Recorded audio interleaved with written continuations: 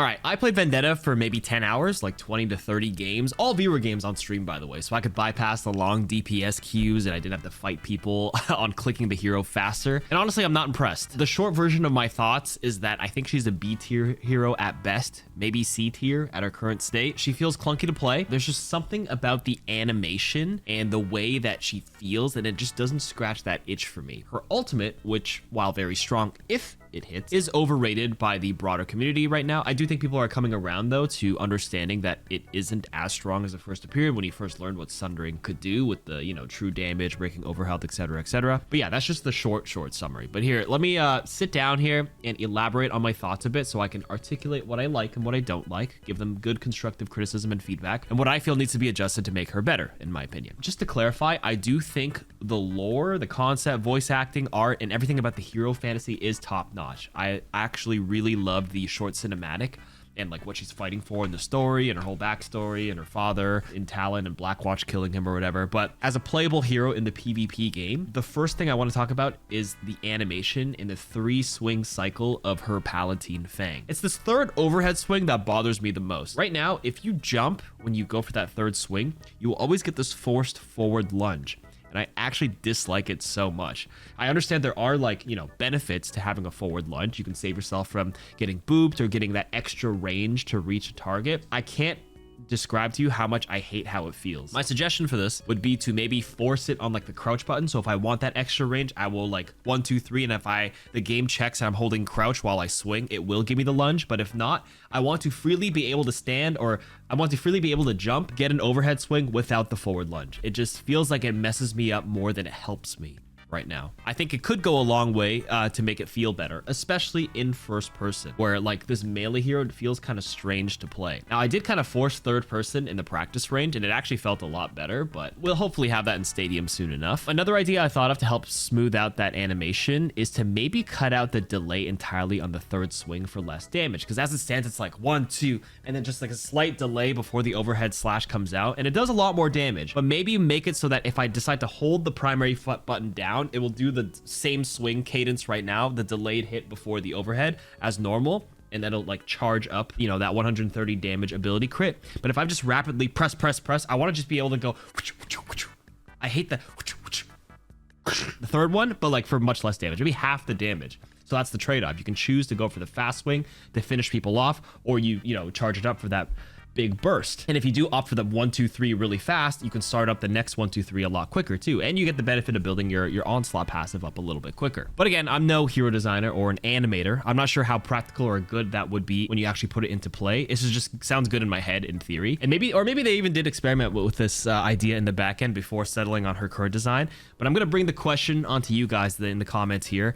Did you also find her swing animation clunky, or was it just me? Let me know. For other abilities, we have the warding stance, the block. I think that's fine. I think the projectile throw is fine as well. I found myself learning as I played her. I definitely chucked the projectile out a lot more, which is really cool. Whirlwind slash. Let's talk about this one. I think this is a cool ability, but I really dislike the straight line dash I get before the spin. My feedback would be to maybe give it 8 directions. So forward, you know, northwest, northeast, east, west, south, you know, the 8 directions, excuse me. And that's actually how Tracer's Blink works, if you guys don't know. Like, let me hold W and D on the keyboard to go like northeast. Let me go diagonal before it spins, or go backwards. I think that could go a long way to making this ability feel a lot better, and it'll improve her movement control and improve her fluidity. And if people think that's imbalanced, I mean, look at Tracer. She can do it. I think his hero is fine being able to move in 8 directions for the spin. Like, it still goes in the straight line, but like, I'm not always locked going forward. Diagonals and even just like a side swing would go pretty nicely. Like, I want to dodge an ability coming in, I want to just press A and, you know, whirlwind slash instead of turning my head this way and then slashing out of the way. Okay, now let's talk about her sword throw, the soaring slice ability. As it stands, I think it's a little too slow. If you guys played the April Fool's mode, I think this year and last year, in Junker Queen's ability was that if you threw her little tiny Gracie knife, you'd be able to press the button again, and instead of pulling the enemy, you fly to your knife.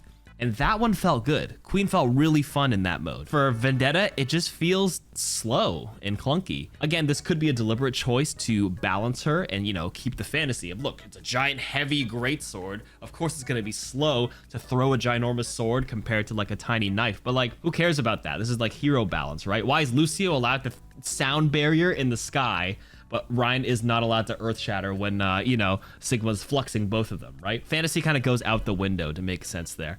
I think I'm on the belief that you should always prioritize good fluid movement and hero control, and you can tone down the damage number itself if you need to offset how strong it feels. If she obviously throws her sword really fast and she can move a lot quicker, just don't allow her to do the overhead slice, or just cut something out of it, but make her feel faster and more fluid, and dial the other knobs to balance it. So in short, I would like to see the soaring slice thrown out faster, right? So the sword, I throw the sword and just like once it goes and it hits like the max range, or it hits a wall or an object, I want it to stay there. And then I have a 1 second buffer window to choose when I fly to it before it automatically takes me. I don't think it would be good for you to permanently have it there and then you never fly to it.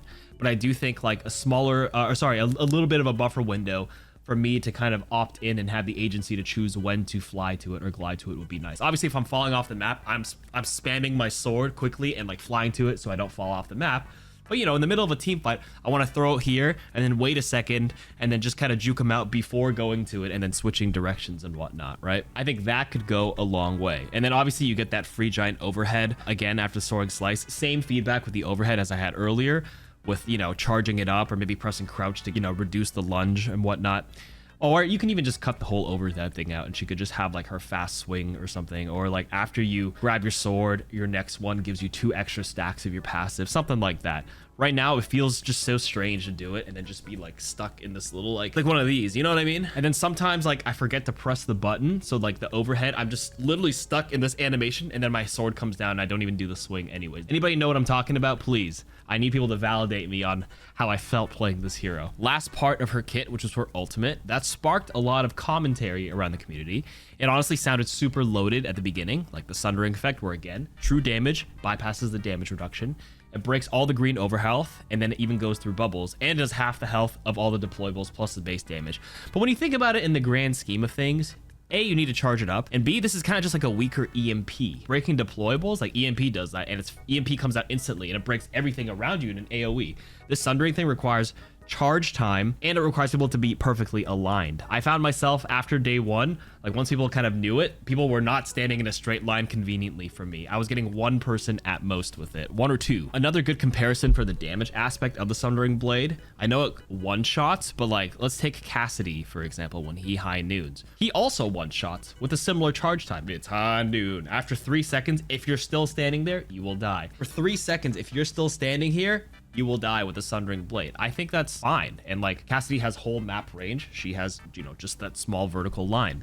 Well, small is an understatement. It is a big vertical line, but still. Cassidy has a 40% damage reduction when he casts his high noon. So when you do the math on how much effective HP he has while he channels, he is tankier than Vendetta. How different is Vendetta's ult when you compare it to any other DPS ultimate combo, especially like Grav Dragon? Like you see these highlight plays of the Sundering Blade with like Grav pull or like Orisa pull. You're spending 2 ults for 1. What's the difference between spending... It looks cool for the kill cam, it looks overpowered, but it's the same thing. Any Zarya grab or Orisa ult Terra Surge pull into like a Freya ult or a Grab Dragon from Hanzo or like the Sundering Blade, it all has the same outcome, like they will die. So it's not really that different. It's the same resource spend. Like instead of the Dragon, for example, for Hanzo, Vendetta is much riskier because she has to channel it for so much longer. You may not even get it off because like the enemy will probably shoot you. And again, you're squishier than a Cassidy. Cassidy has 40% damage reduction and Vendetta is just 275 HP. She can die if people shoot her. And I do think as time goes on, with the way, you know, the game plays on, people get used to playing against her, people will react to her ultimate similar to Cass's high noon. People will immediately go into cover because it takes 3 seconds to charge into anything realistically lethal, or they'll just end up shooting her as she channels it and she'll just die before it goes off. Kind of like how Cass used to die all the time before they gave him the damage reduction, and it used to be called the free reload button because High Noon used to reload your gun for him because it was so bad when you used to use it once people evolved. I remember 2016 play of the games were all Cassidy High Noons, 5 or 6 man Deadeyes, but after like a few months, everybody knows it's so hard to get the perfect 6-man castle unless like all the stars align, they're all shattered on the ground. That's already a combo. That's different. So with no resources, I think her power level of her ultimate is not, you know, that OP at all. And I think as time goes on, Vendetta's ultimate will settle as a quick burst of damage in a 1v1. Like I'm slashing, they're like running away slightly out of range. I'll just quick cast my ultimate for 100 base damage right then and there,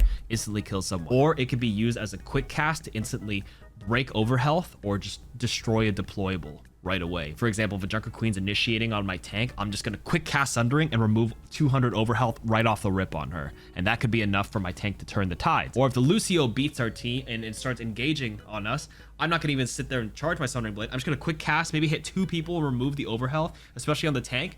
That could go a long way. Or it could be a great surprise for like the Rhine mirrors, where I quick cast to chunk the enemy Rhine's barrier because it'll do like a lot base damage to maybe stop him from blocking a Diva Bomb. He's trying to block my Diva bombing, and then I'll just ha-pa-cha, and then just slice it, get rid of his shield, and then he dies. Or to set up my own Rhine to shatter their Rhine because it looks like his shield isn't cracked and my Rhine's about to lose his shield because it's cracked, and bam, I turn the tides in that sense. So with all that being said, her ultimate, I actually have no feedback. I actually really like where it's at. I was mostly commenting on the community's reaction to this ultimate more than anything. And I really like the ultimate because I foresee the community evolving the use cases for this ult as time goes on to those examples as I listed. Obviously, its power level can be very strong if properly set up with the Zarya bubbling you, or you get lots of resources for people pulling people together. As like a raw ultimate, no setup, I think it's perfectly acceptable where it's at. So to summarize thus far for Vendetta, primary Palatine Fang animation and swing change, the Soaring slice animation and timing sped up, the overhead smoothed out as well, or just removed, 8 directions in her Whirlwind slash, and that would be enough of buffs right now for a patch or two to see where it settles. Because again, it was just a hero trial for like 5 days. It's a good sample size, but not the greatest. You do need more time on a hero. And if I had to guess, she probably had a 45% win rate during this free trial, maybe even less. Maybe I'm projecting because I found myself losing more than winning. It was really easy to feed on this hero. I found that if you pick 4 engagements, it was incredibly punishing as your hitbox is ginormous as Vendetta, and it was really easy to get stunned, slept, or shot back and just die before you do anything effective. Again, that Whirlwind slash is that 4 straight line until you spin, so you're just a walking sleep dart target. Give her the 8 directions like I mentioned earlier. That may help to alleviate some of her vulnerability. And to stay on this topic, I did feel like she was just much riskier to play with much less reward compared to similar heroes who can do similar things. I know she's the first melee DPS hero, but let's take, Venture, for example, who can play in a similar range. Obviously, Venture can play a little further back and spam the seismic shots or whatever the weapon is called. But, Venture can get lots of value by going into melee range with a drill dash. And then Venture has Burrow, which is like completely safe ability, way safer, and gains like extra HP when connecting abilities. So Venture is tankier, has a safer escape, and has insane cooldown refresh now with the perks and everything when their ultimate is up. I think you get like 4 drill dashes for free. I honestly forgot how much power the perks gave them. This hero, again, so much safer than Vendetta, does way higher potential burst damage because all those abilities come out way faster with like drill dash into clobber, melee into the primary fire. We saw this hero in the OWCS and I was absolutely flabbergasted seeing this hero played at the highest level, and I do not foresee Vendetta being able to do the same thing. Check this out.